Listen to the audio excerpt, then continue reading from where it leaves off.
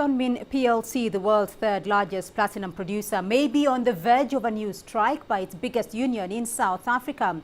The prospect of industrial action hangs on a ruling over the Labour group's recognition rights, which is expected on Wednesday. The ruling may determine whether the company faces a new shutdown or if normal production continues.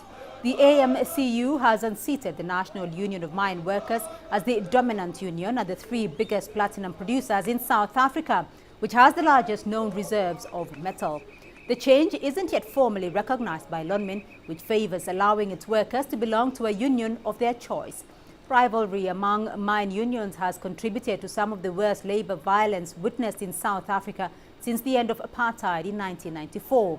The Commission for Conciliation, Mediation and Arbitration in Johannesburg will rule Wednesday on what recognition rights the AMCU is entitled to at Lonmin.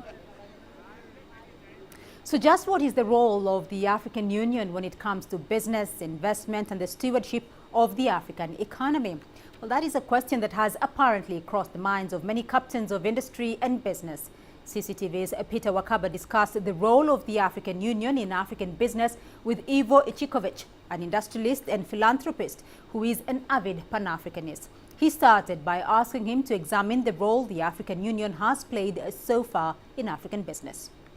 You know, there's so much positive sentiment around Africa right now, and everybody talks about the fact that Afro-pessimism is over and we're now into a new phase of Afro-optimism, and I believe that. You know, I've been saying for many, many years that as soon as we as Africans stop being pessimistic about our own situation and start being optimistic, then good luck will follow. And that's what's happened. And we worked very hard. I think one of the really key issues of this new wave of positive energy around Africa is that Africans themselves are finally positive about Africa.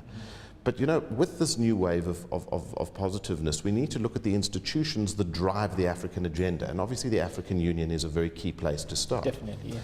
But we also have to remember that the African Union is 50 years old. Or the concept, that the motivation behind the African Union is 50 years old. So you have an institution that hasn't really invented itself for this new phase of optimism. A lot of what gets said about Africa today is the phrase Africa rising, that Africa is finally emerging from the economic doldrums and has started to come into its own, and apart from driving its own political agenda, is also driving the economic agenda. Do you think that body has taken that mandate up properly? No, absolutely not. I think that the African Union has a huge role to play in doing that. But the African Union is a political body. Yes. And we must remember that the African Union is only as strong as its member states are. Yes. And until we can get to a point where the African Union reinvents itself as a body that promotes inter-African trade, as a body that promotes cross-border investment, as a body that regularizes the balance of investment in Africa, we're always going to land up with the African Union driving a political agenda, which really is irrelevant in the current in the current circumstances. And I'm not suggesting that politics is irrelevant; it's very relevant. But the truth is that every African country has their own political agenda. Yes. And to try and regularize one common political agenda before there is a common economic agenda isn't going to work. Because at the end of the day, economics is going to drive politics. In the past, I think politics drove economics. Yes. In the modern world, economics drives politics.